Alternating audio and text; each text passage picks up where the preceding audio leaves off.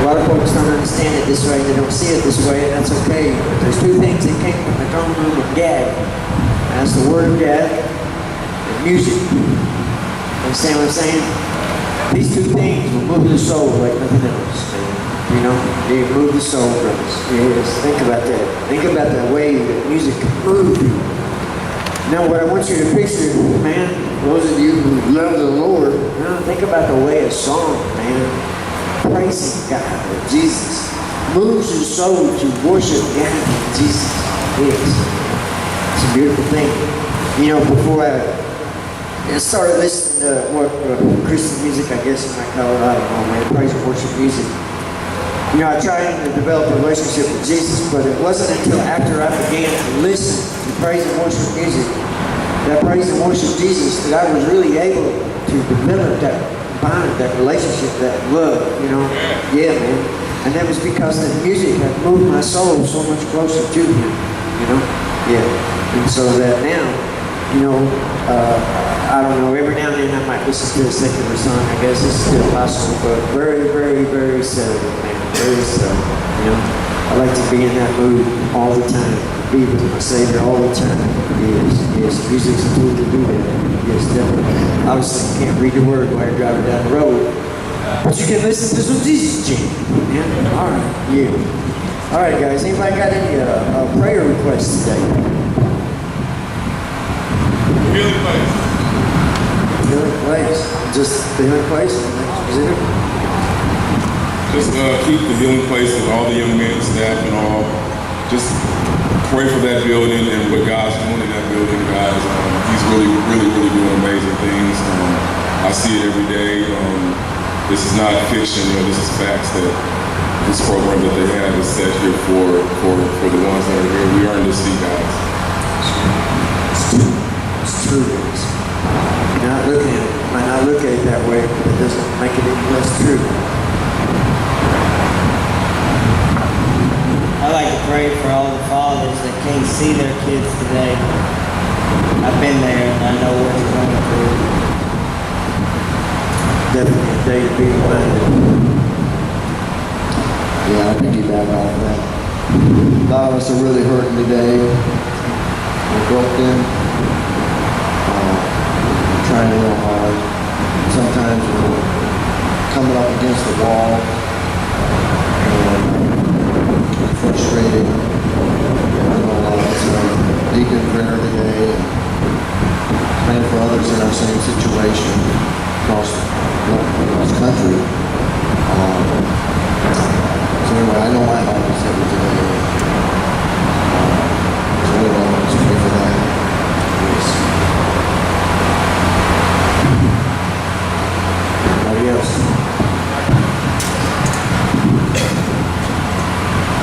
I just pray that the guys involved with this program and they're out here trying to do the thing that they're reminded of the glory and the joy that comes from God. You know, a lot of people they get down in the dumps and get discouraged like that. They don't see the truth and the happiness that comes from what they're doing. That's right. Truth will set you free. Joy is a part of freedom. Yes. Anybody else?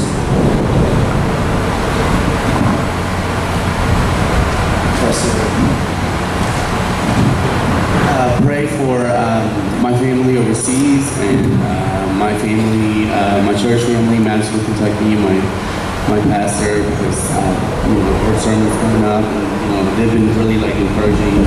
So pray for them so they can keep encouraging me, and yeah, that's all I got. Next to you. I'd like to pray for my two sons that I can't see today. And I'd like to pray for all my brothers in this program who are suffering for whatever reasons that they're dealing with. And I just want to give a shout out to God. No? You're all right? I really didn't, but yeah, I got a lot to pray for everybody. Just trying to do it.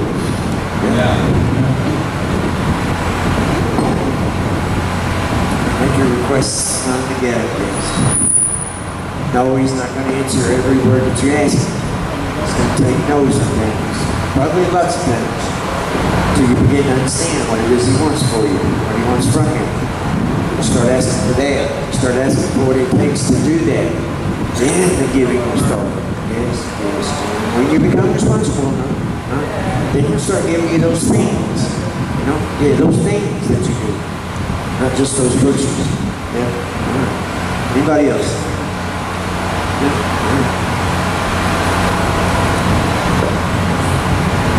I know it's Father's Day, but can we give a prayer for the single mothers that have to be mothers and fathers at the same time?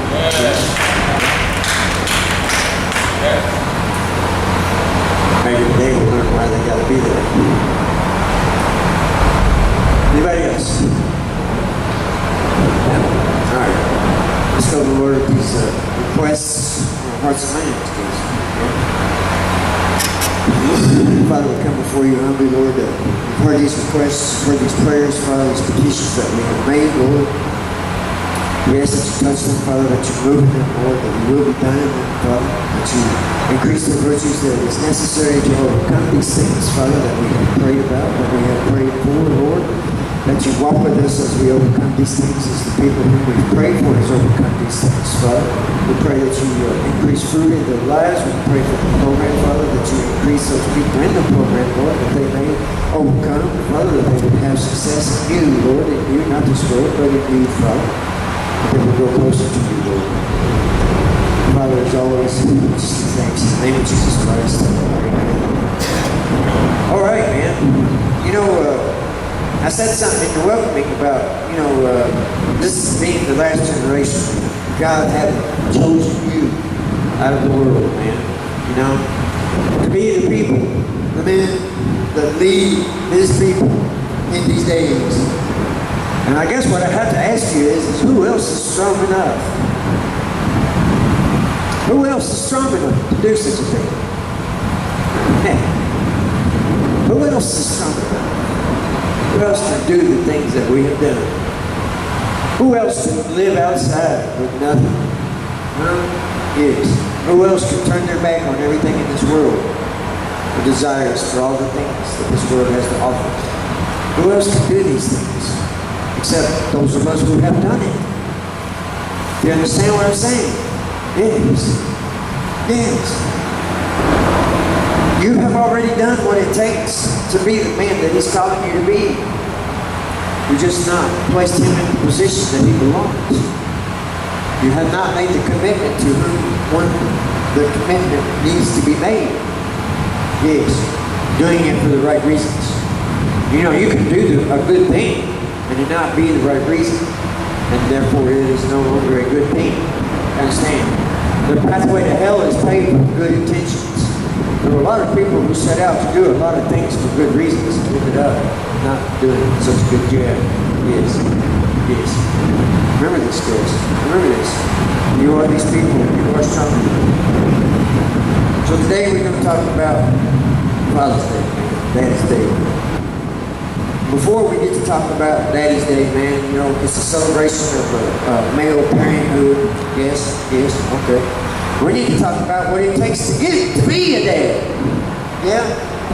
Because there's a lot of people in this world, man. A lot of people in this world skipping every other thing and going straight to daddy. Yeah, thinking of daddy anyway. Yes. Alright. First and foremost, seeing as how God despises fornication, yes, sex without marriage is definitely not God's will. Yes. How is it then that you can be a dad without first having been a husband? Yes. How? How is that possible? Yes. Alright. Well, how can you be a husband, without first having been a wife? What's a husband's job? According to the Word. A husband's job is to love his wife just as Jesus loves the church.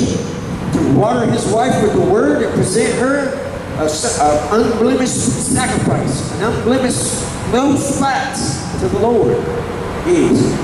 So that as a husband, it's your job to teach your wife how to be a wife, according to the Lord, according to the word of the Lord. So my question is, How can you teach your wife to be a wife unless you have been a wife? Think about that. How can you teach anybody to be anything that you have not been?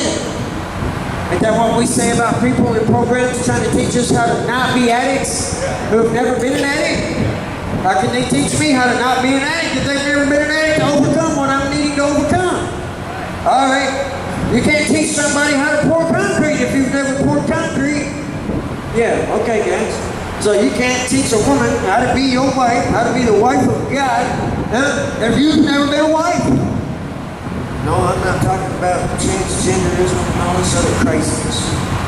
I'm talking about having submitted yourself to Jesus Christ, who is the groom, who is our husband, the husband of the church. Yes. In submission. Because that's what a wife does. She submits. Yes. All right. So, until you've been a wife, you can't be a husband. And until you've been a husband, you can't be a dad. Yes. But guess what? I'm not done. I'm not done. Yes. Because you can't be a wife until you've first been a child. Yes. You must be born again, brothers. Behold, all things are new. Yes. You must be born again. You must be this child. Yes. Then you can become his wife. To submit yourself to God. Yes. Then you can be a husband to teach another person how to be the wife. Yes. Yes, that you have been. Then and only then can you be this dad. Yes. You know what I'm saying? You know, in this world, it's like it's okay to be shacked up. It's okay to have kids without being married. Nobody's looking down on you no more. You understand? Yes. Just a short, maybe 100 years ago, probably less than that even. Yeah. What is this? This same 50s. People were shunned for this behavior. They were shunned. Yes. Why? Because Paul says so. He tells us to shun people who are in sexual immorality. Paul tells us that sexual immorality is the most subjective sin. And I explained it just a week or so ago. No, it wasn't last week, the week before. Why? Because what you are, a living soul, is of God. It is God. Yes. And when you join yourself to another person in copulation, you and that other person become one spirit. And that if you do this outside of the bonds of marriage, you defile that spirit. Yes. This is why God despises fornication. You're defiling his soul. What you are, what he's made you to be. Yes. But we don't look at it that way no more. No. All we see is better tax returns. All we see is, I'll lose my check if I get married. I'll lose my housing if I get married. That's all we see. And what I have to ask you, brothers, is do you think it's possible? Do you think that it's possible that the world, who is run by Satan himself, has set this society up in such a way that it is more beneficial to you in this world to remain unmarried, so that you will remain unmarried, defiling yourself? Huh?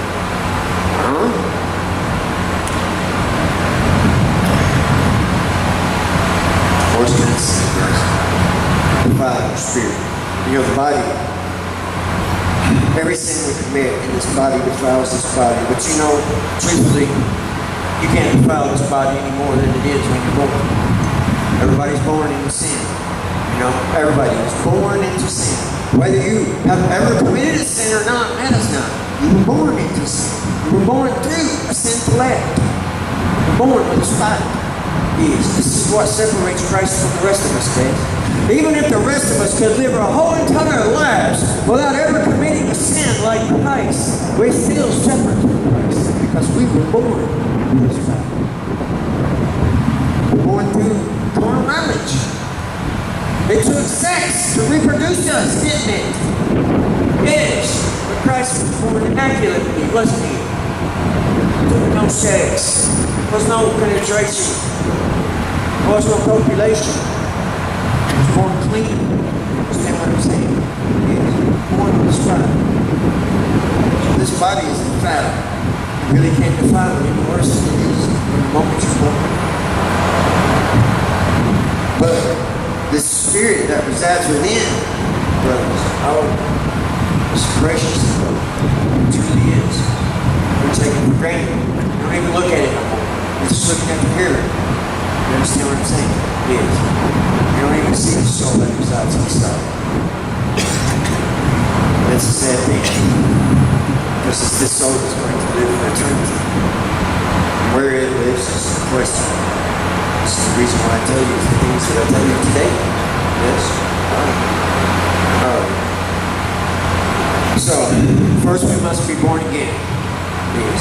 We must be born again. We must accept God. We must accept Jesus, man. We must submit ourselves to them. Become this wife to Jesus Christ. Yes? To do what He says to do. Yes, that's what submission is about. That's what it's all about. You go out here, you get a job. What do? You do what you're told. If you don't do what you're told, you don't get paid. You no longer have a job. Yes. All right. You don't do what God says, what do you think's going to happen? No submission means no what? No salvation. All right. It's just that simple. All of us, like sheep, have gone astray. Every single one of us. There is none without sin. Every one of us. No, not one is righteous. Yes. And so something has to happen. There has to be a change. You can't change your body. You have not the power to change your flesh. But you do have the power to change something. You have the power to change the way you think. You have the power to change the way you feel. And brothers, if you change the way you think and the way you feel, it will change what you do. Like that? Yes. Be this good wife, this submissive wife to Jesus Christ. And after having developed this relationship, after having become a good wife of Christ, then you can teach another. You can't teach anybody to do anything that you yourself do not have a good understanding of. Can you? How successful are they going to be? Have you not really that good at what it is you're doing and you're trying to teach somebody else something that you're not really that good at? How good are they going to be? Yeah, okay. Too many people out here running around looking for a spouse without having become this good wife to start with. Yeah, think about it.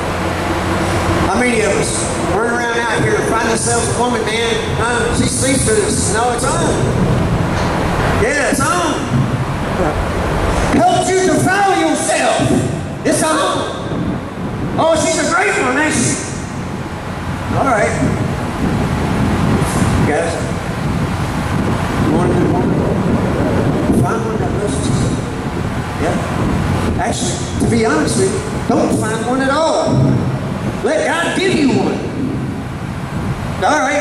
When I tell you what, when I quit looking for relationships, when I quit looking for a woman to be with me, that's when God gave me one. Yeah. And guess what? I mean, yeah, we have problems. We're individuals, you know what I'm saying? But as far as our marriage is concerned, you know, our love of God, and even when we do have problems, we're still able to overcome one reason. Only one reason. It's not because of how much we love each other. Yeah, that's not it at all. No, it's because of how much we love God. This is what causes you to be successful in a marriage. Not how much you love that other person, or how much that other person loves you, but how much they love God. Because it's God who says, wives, submit to your husbands in all things as if unto the Lord. It's God who says, husbands, cherish and honor your wives. Teach your wives Christ has taught the church. It's God who says these things. Yes. And so that if we do these things, if these things are done appropriately, orderly, then it is only because of our love for God, not each other. Oh man, that's where everybody's going wrong, man. That's where everybody's going wrong. They're basing their marriage off how much they love one another. Yeah. You get together, things click. what happens? Oh, we're a match. We're a match. We like the same music, some of the same foods, and common likes and dislikes. But the one thing that's different about you is the one thing you're paying no attention to. Both of you have a different idea of what love is. And what happens when you have a different idea of love from another person? Especially the one you're trying to live with. You're going to get hurt. Yeah. When you're sharing your idea of love with them, and they don't share that back with you, it hurts. What do you begin to think? Well, they must not love me. They must not love me. Well, guess what? They're doing the same thing. They're sharing their idea of love with you. And you're not sharing it back with them the way that it's been given to you. And what do they think? Guys, this don't happen right off the bat. You know, it don't happen right away. But that's because lust has blinded you. The lust has blinded you to see the pain. You overlook these little things in the beginning. The fun of the relationship, the newness of it, yes. And you telling yourself, oh, we'll grow to love one another, or, you know, we got to find this common ground, we got to get used to one another, so on and so forth. All the things people make excuses to themselves about. Yes. Well, a year. Nowadays, it's less than a year, isn't it? Most people get divorced within 6 months of being married now. Just saying. But the word says a year. The word gives us a year. When a man and woman get married, that man is supposed to drop out of public service, whatever, and spend a whole year with his wife before he goes back out to society. For 2 reasons. One, obviously, to produce offspring, but also to get to know his wife, to teach his wife. Yes, it's for her to get to know her husband, but to have that time.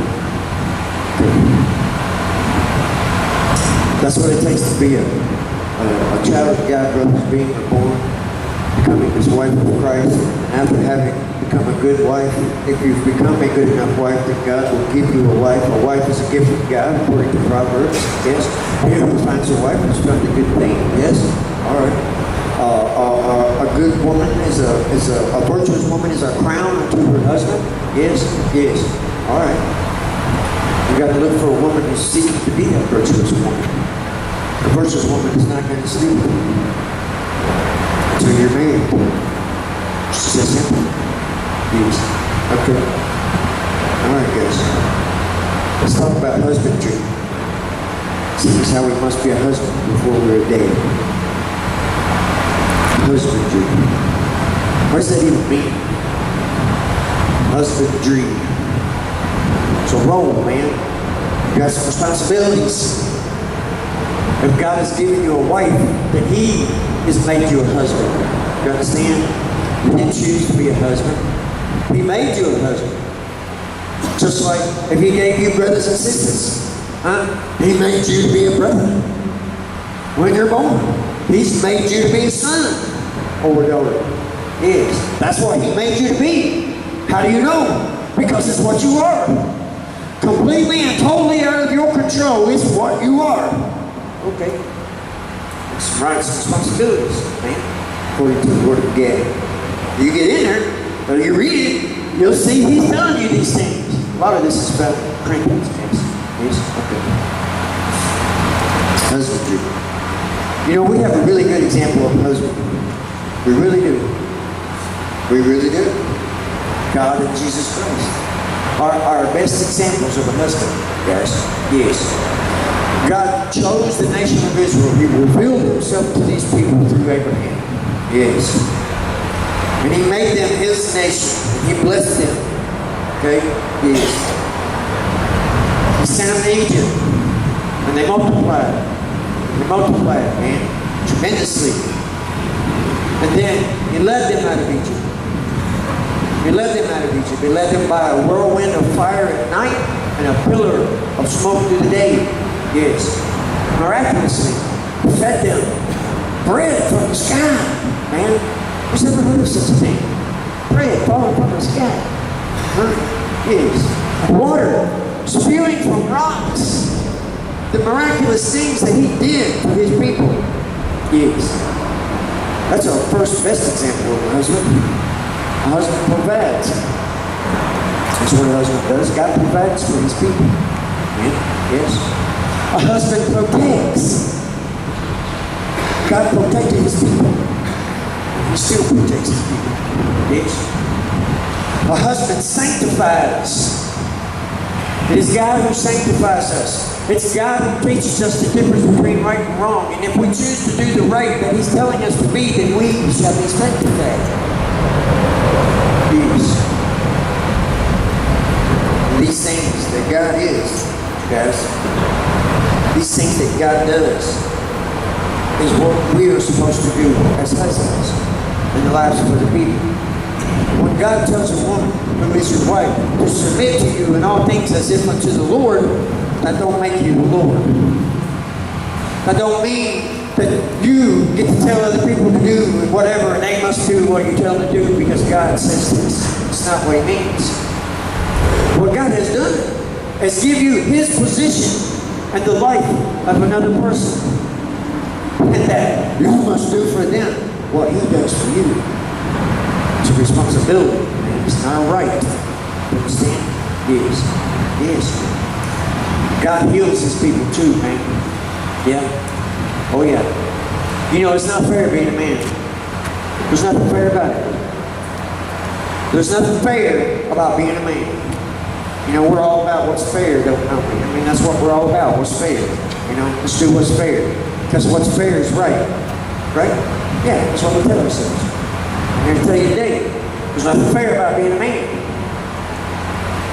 You're the one that has to make all the sacrifices. And the biggest sacrifices that you got to make is obedience. Yes. Because you have to continue doing what God has told you to do despite your feelings. You know, when you get into a relationship with someone and everything's going good and you're working every day and you're providing, you know what I'm saying? You're doing these things that God has told you to do, but then all of a sudden, this woman steps out on you. Oh, that's a showstopper right there, ain't it? It's done. I'm over it. I'm not working for her no more. I'm not giving her no more money. I'm not paying her phone bill no more. Yeah. Yeah, all right. I'm just saying. That's fair, ain't it? Is it right? No, it's not. It's not right. It's not. You must continue being that husband.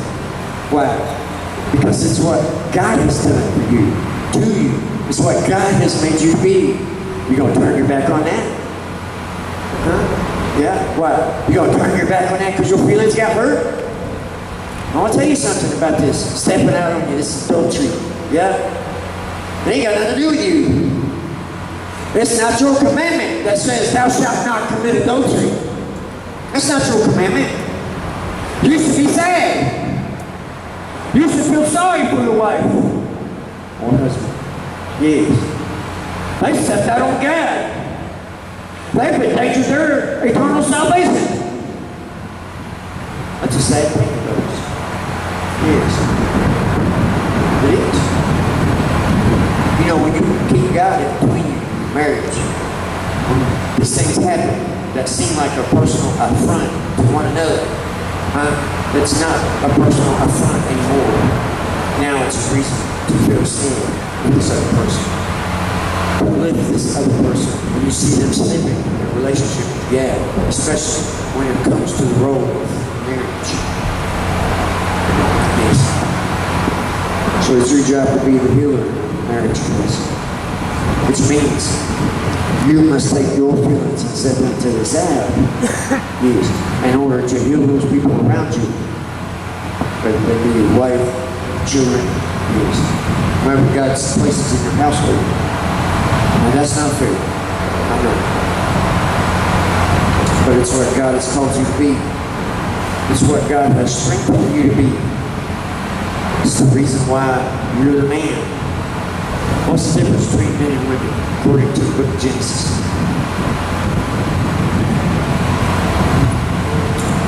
A man is a stronger vessel. That's the difference. I mean, we can look at anatomical parts, but that's not. Let's just look what the Bible says. Yes, woman is a weaker vessel.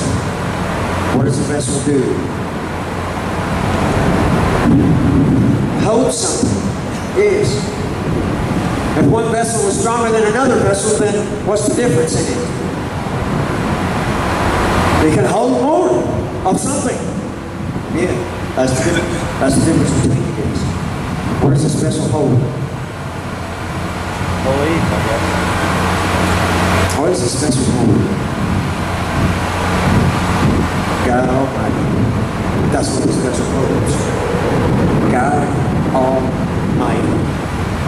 This vessel was created to hold the Spirit of God. And the difference between men and women is that this vessel can hold more of that Spirit. And if you read your Bibles closely, this is the reason why we never read women working miracles. That's it. It's not that they're inferior. It's not that men are better. It's just simply that God made them to be a stronger vessel. That's it. Does that mean God won't use women? Nope. God uses all kinds of women for all kinds of purposes. Yeah, He's got a plan. He made the things to be the way they are for a reason, guys. And whether we understand it or not, matters not. Our job is to obey, not to understand. There will come a time to understand. Yes, there will. Whether it's today, tomorrow, or the end, all things will be revealed to us. It's not our job to understand. No, it's our job to submit. Yes, to do what God is telling us to do, man. Yes. If God is telling you to be a provider, then that means you go out and work minimum wage if there's nothing else. Even if you think you're worth more than $10 an hour. Because $10 an hour beats a blank, don't it? Huh?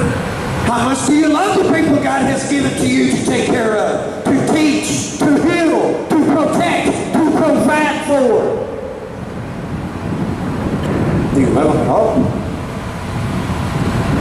Do you not value what God has made you to be? You know, I never understood these things. Not at all. Not even a little bit. Of course, I waited, like 18 years. I mean, talking about from the time of 18. I waited until I was 36 to get married. I don't have any children. We're talking about children from my loins or whatever.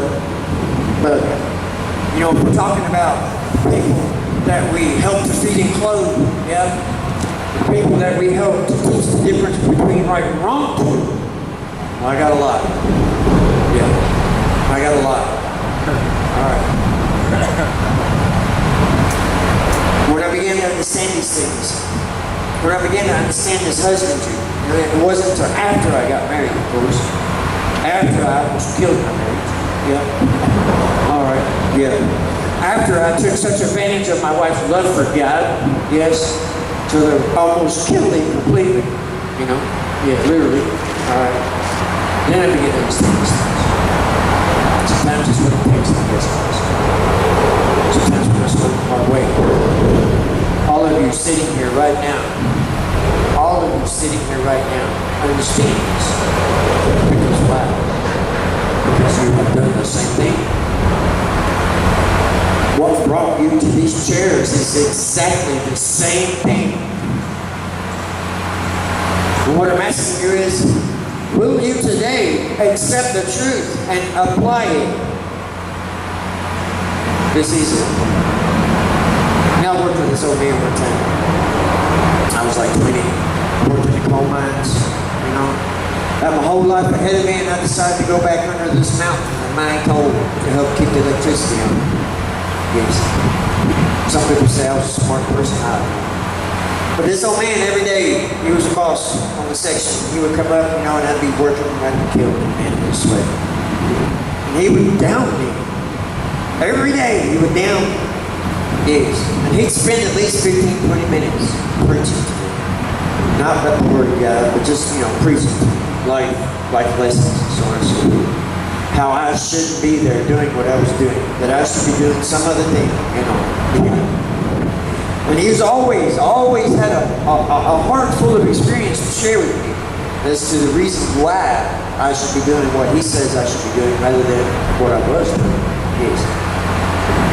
And he always said, the question is, will you listen to me and what it takes me to tell you what it took me a lifetime to learn?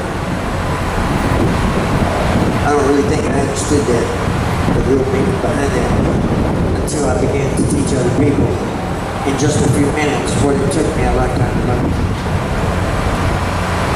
The sorrow, the pain, the hardship, all the things that, go along in shaping this wisdom that we are accumulating through our lives is, will you learn in 30 minutes what it took me 42 years to learn? Yes. Husbandman, provide, protect, sanctify, heal. These are the duties of a husband. This is how you be the husband that God is calling you to be. Whatever it takes to do these things is whatever it takes. It might not be everything that you want. And it might not be everything that the people in your house want. Most likely it's not going to be. And that's your burden. That's what you'll have to bear. You'll have to bear the nagging if it's a nag. You'll have to bear the poverty if it's poverty. You'll have to bear the pain if it's painful. That's the reason why you're strong. That's the reason why it's your job. Understand what I'm saying? Yes. Okay. Husbands. Let's look at Dad to me. Yeah, alright. Okay, we're daddy now. We've got married. Our children are legitimate. Yes, we are their dad. Alright. I know lots of people don't look at that no more. They don't look at legitimate and illegitimate children no more, brother. I'm just saying. And I don't like to have to say it in front of people. I don't, because it's a painful thing. It is. It's a painful thing to know that your children are not your own, even though they are. Yeah, yes. The Bible calls them bastards. That's what the Bible calls them. Children who are born out of wedlock. Sometimes I have to remind my wife of that because children are living, shacked up with other people, having kids together. Sometimes I have to remind them that they're not mom and dad yet because they're not husband and wife yet. And that this may be the reason why they have so many troubles. Right? Yes. An order. You follow the order. Things go smoothly. Yes. When you follow the order, there is no disorder. You understand? And I know, look guys, I know they teaching us today in this world when we go to school. I know they teaching evolution, and I know that they teaching that order can come from disorder or order can come from chaos and all these things, but it cannot. It cannot. You cannot call it disorder or chaos unless there has first been an order. Think about that. Why? How do I know it's chaos? Unless I have an order to compare it to say that it's chaos. The Word of God is our order. It's just a simple. He made everything. He spoke everything into existence. And then in speaking it, He created the order for it. It's written Word. It's the order for your life. And when you keep it, you have peace. You have prosperity. Which is the exact opposite of chaos and disorder. This is the reason why Jesus said, like sheep, we have all gone astray. Yes, because we have all stepped away from the order, which is the Word. But we shall regain that peace. We shall regain that order when we come back into submission. It's just going to take a lot of pain, a lot of suffering to show us that. Yes, but it's true. All right. So now we have legitimate children now. We're married, we're providing, we're protecting, we're healing, we're sanctifying. trained. We're raising our children up in the right ways of the Lord, so that when they are old, they will not depart from it. Yes, that don't mean that they're not going to go crazy for a little while they're younger. They're going to go out and do the same thing that you did, man. They're going to go out, they're going to get wild, and they're going to try all these things their way that you're trying to teach them the right way of. Yes, that's right. That's what people do. That's the parable of the prodigal son. Each and every one of us. Yes, okay. Yes. But if you have raised them up in the right ways of God, the truth, when they go out and experience every other thing, then they'll see the truth. Because what? Because they have experienced disorder. If you gave them order, they grew up with order. When they go into disorder, they'll abstain. That's exactly right. And then they will come back to the order. Some of you, maybe didn't do that. Or are not doing that. I get it. And all you can do is hope and pray to God. Begin today, living with this order, teaching this order, being the example of this order that they might see, also known as the light. Yes. Maybe they'll turn. Yeah, I don't know who's chosen, who's not. I treat all of you as if you were. Whether you are or not, I don't know. Yes. Well, my hope is that by being right, teaching the order to you, yes, that you will adhere. Yes, that's my grace. All right. This is what the same word you must do. I've told all of you, every single one of you, that you have a ministry. And that in this ministry, you're supposed to be teaching everything that God commands, everything that Jesus commands, yes. That you should be increasing His kingdom, man. Whether you have it like this, or whether it's just the walls of your house, doesn't matter. It's the same thing. You're teaching the same thing for the same reasons. The exact same reasons, boys.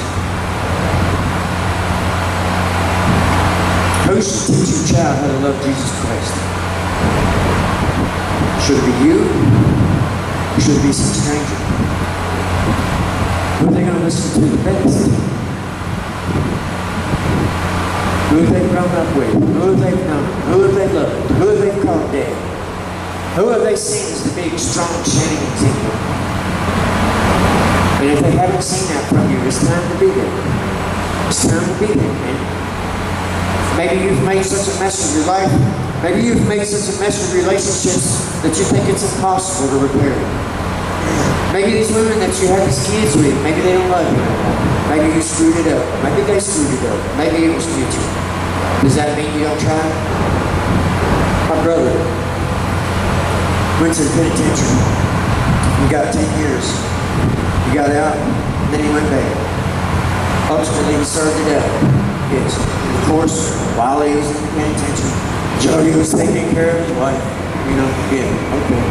It happens. It is what it is. And he was like, no, I'm not going to do that. I'm not going to be there. And I ain't going to try. I'm just going to start new. And I said, wait a minute, man. What do you expect? Look what you did. What do you expect? That's not what God gave you this woman and these kids to do. You buckle down. You be the husband that God has made you to be. And she'll come along. Guess what? That's what he did. So surprised me that he took my advice. Yes. And that's what he did. Now he's got his wife. He's giving his kids. He's got a home that he bought. He's got a doggone good job, man. He's a foreman for Louisville Paving. Yeah. Just saying, man. Yeah. Could he improve? Certainly. I could improve. We can all improve. Just taking that step, guys.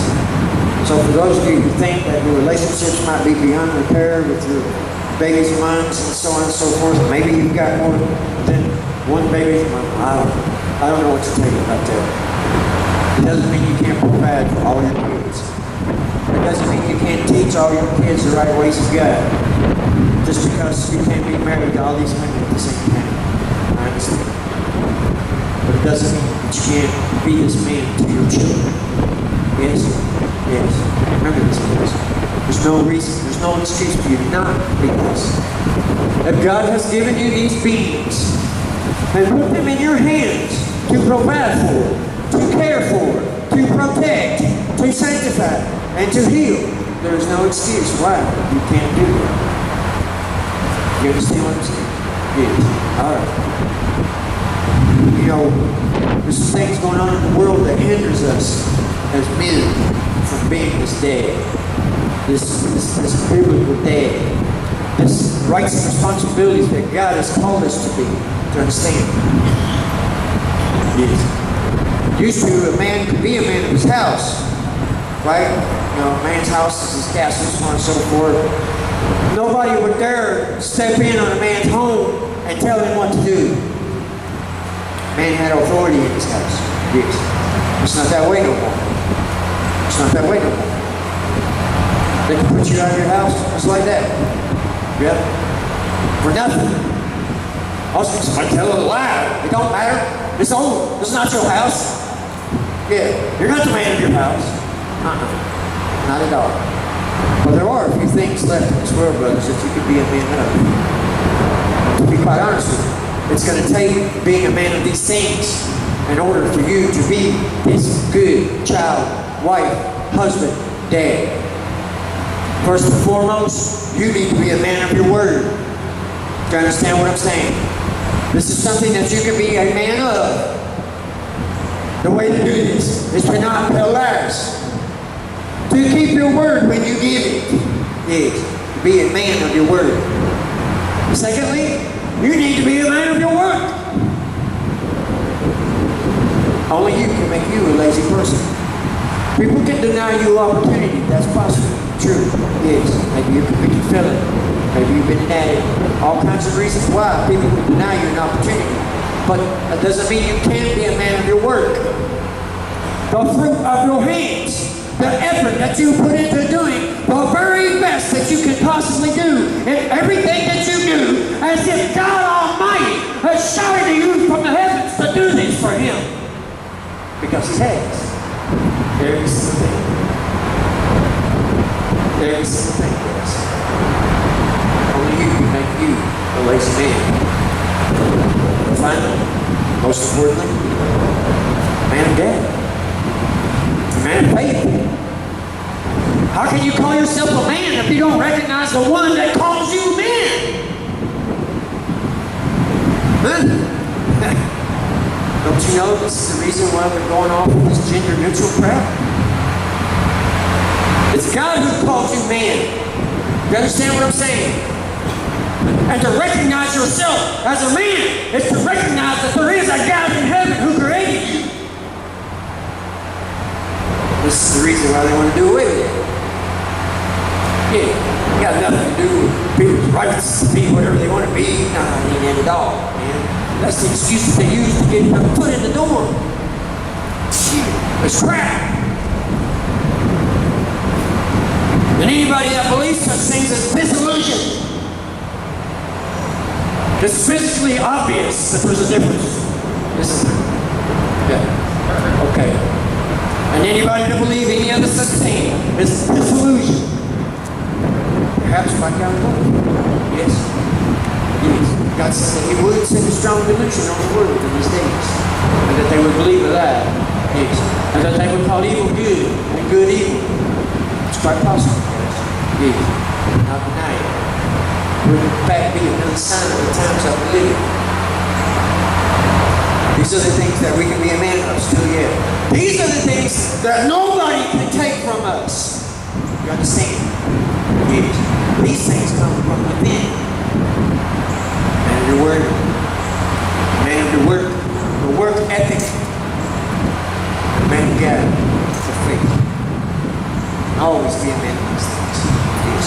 And it's going to take you being a man in every one of these things to be this husband, this dad. Yes. Like that. All right. There's a right way and a wrong way to raise our kids. There is. Yes. Yes. First and foremost, you got to discipline your children. Chastise them. If God chastises those whom He loves, and you refuse to chastise yours, you love Him. The Bible says, spare the rod and spoil the child. It says, if you beatest him with a rod, you will not kill him, but you will save his soul from hell. Oh man, we hear that word rod, and we just, that's child abuse. That's abuse. I can't do that. I'll get put in jail if I do that. Then they put Andre Peterson in jail for whipping his kid with a switch. Huh? They did, didn't they? You think he's the only one? Are you a pleaser of men, or are you a pleaser of God? That's the choice you're going to have to make. There's the right way, and then there's every other way. Yes, submission goes. I'm not telling you got to beat your kids. But I am telling you that you must chastise them. It's part of discipline. Should you run to the switch every single time they do something wrong? No. No, of course not. I'm not advocating abuse of this. But I am saying that there's a time and place for everything. Yes, and that includes corporal punishment. Okay. You know, as a child growing up, I always fancied myself as being abused because my mother used to switch on me. Yeah? All right. But look at me now. Huh? But look at me now. All right. Look at me now. Huh? All right. Just saying, man. Ain't nothing better. I'm going to be honest with you guys. You know, like I said earlier, I don't have any children for my ones. But there is nothing better than raising someone up, man. Working to provide for another person and watching them grow to be successful. There's no greater feeling than that.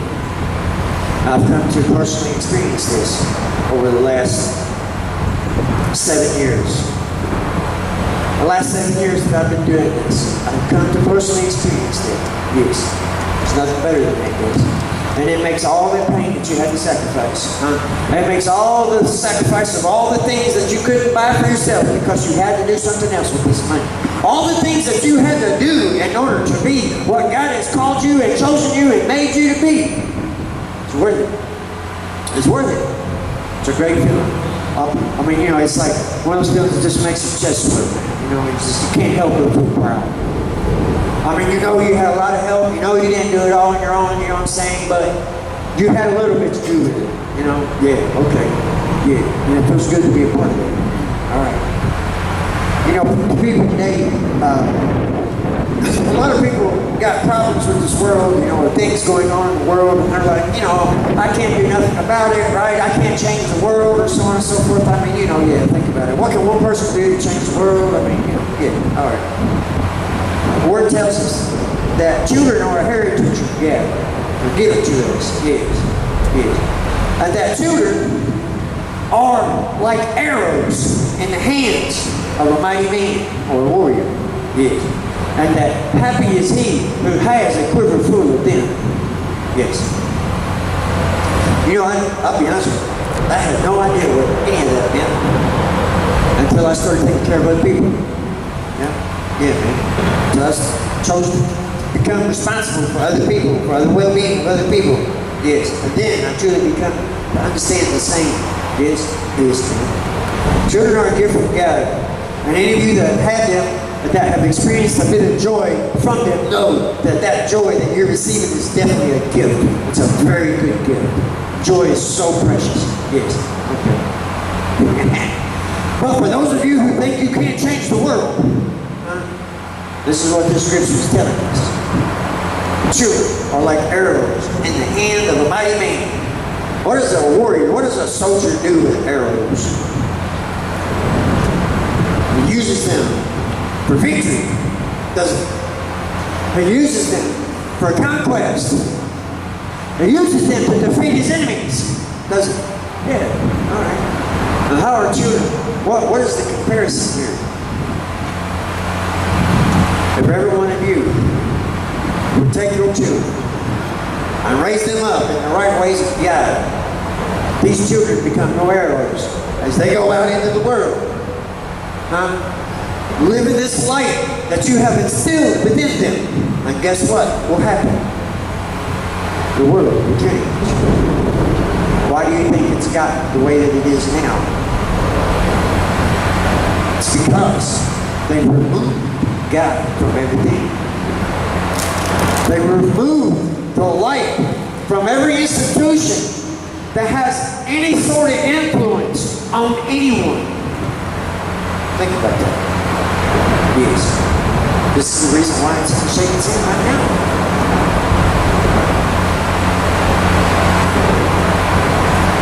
Can't change the world. And you do it for your children. You teach them the right ways of God. Show them the right ways by your own submission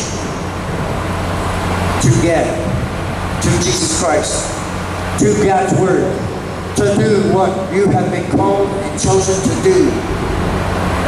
And you teach this to them. And when they get old, they shall not depart from you. And guess what they'll do? They'll teach you the same thing. Because it's the only thing that's going to work. It's the only thing there is. It's the only order that there is. Everything else is disorder. There'll be chaos any other way. You understand what I'm saying? But anybody who's seeking this order and this peace will find it this way. So we must teach them. That's your job, guys. That's your responsibilities. That's your duty, man. That's what being a dad's about. That's what being a real dad's about. And I'm sure I haven't said anything to you that many of you probably did not already know. Yes? But you forgot at some point. You got blinded. Started doing other things for other reasons. Because your feelings got hurt. So on and so forth. All the reasons, guys. Today you know. Today is time to commit yourselves. Today is time to look at the things that God has given to you, especially those precious people that God has given to you.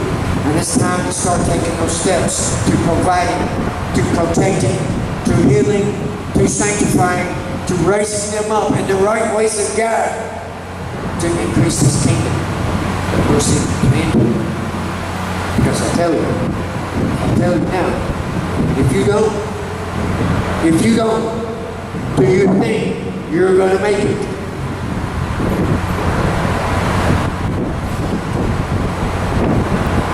Now I know people say, I'm not going to get ahead of my words. I know people say, the Word touches this too. The Word also says, faith without works is dead. That's right. God has made you a man. Made you to be a son. He's made you to be a dad. He's made you to be a husband. He's made you to be all these things. And all these responsibilities that He's made you to have as part of your works. Without a doubt. It's not just going out and feeding people, man. It's not just preaching the Word of God to people. It's not just sharing the gospel with strangers. You know, that is a part of it. A person who cleanses themselves starts from the inside and moves outward concentrically, don't they? You throw a stone in a pond and the ripple grows outwardly, doesn't it? And so that this change within you begins and it moves outwardly to those people nearest you to start with and farther out. You understand? It's the same concept, guys. These are your works. If God has made you to be these things, then these are a part of your works. These are a part of the good works that He has predestined you to do before the foundation of the world. Don't forget that. Don't forget that. From before the foundation of the world, God planned for you.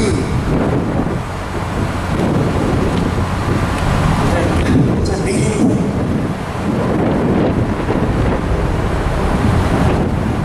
It's God's will. All right, guys. Pray for you. Hope for you, man. Any of you God in my voice. I love you, man. I will continue to teach you the right ways of God. If you continue to come and receive. Yes. If you heed the words that I'm telling you, you'll understand. You'll succeed. Yes, you'll succeed. God is calling you. He loves you. You are His child. Be His child. Let's start by being His child. Okay? Let's start with that first. You guys that are up in the program, you got time. You got time. You got time, man. Yes? Before you're going to get back out in the world to become this thing that God has made you to be. Yes? You got time to learn. You got time to commit. You got time to practice these things. Come back. I'll give you some more. Yeah? All right. What's the question? Father, come before you, Lord, to give thanks, Father, for all the many blessings that you've given to us, Father. Father, we are so sorry and we apologize for the responsibilities that you have given to us, Lord, that we have shirked, that we have not met, Lord.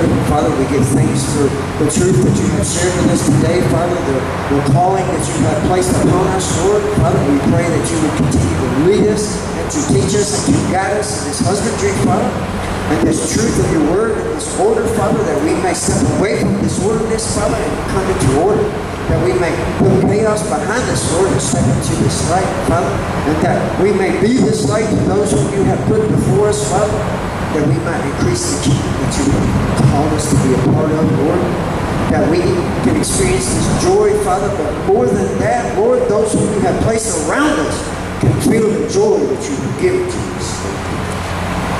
Father, we pray these things in the name of your King, Jesus Christ. Amen. All right, guys, we got sack lunches. Imagine times if you need it.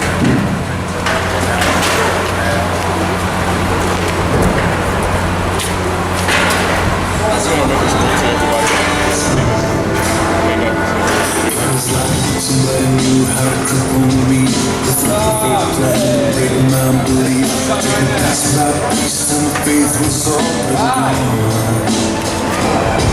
Knocked me down so far that I couldn't get up. The face down in the dirt, I heard the voice of love saying, "Do not fear, you won't be here for long. I will rise again. I will rise again. I believe that I had to break so love could make me whole. But I will rise again, stronger in the end. I believe in a brand new day, a love that saves, so I can say I will rise again. Who I was, you won't recognize me. Love came down and redefined me. Piece by piece, put me back together differently. The plan to try to bring me down is no